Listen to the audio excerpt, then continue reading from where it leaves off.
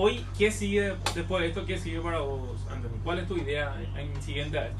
El siguiente viaje, ¿dónde va a ser? Chaco. A día de hoy estamos viajando netamente. Mira, les cuento. Yo no conocía al Chaco. Mi novia, ella fue la que me llevó al Chaco. Desde que fui con ella al Chaco, conocí el Chaco. Más nunca quise viajar acá en Oriental. ¿Qué va eso? Porque hay una diferencia muy grande en cantidad de habitantes de para allá que para acá. No, allá, ¿Cuál es la allá no relación? hay nada. De hecho que allá la población es no alcanza el 5%. Sí.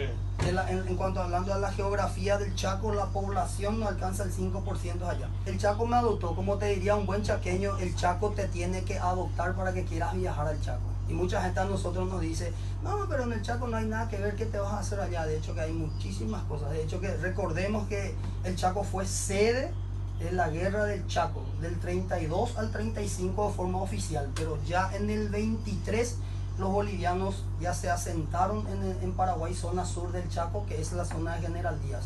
Y el Chaco fue sede de guerra, o sea, allá hay historia, allá hay muchas cosas que ver y aprender.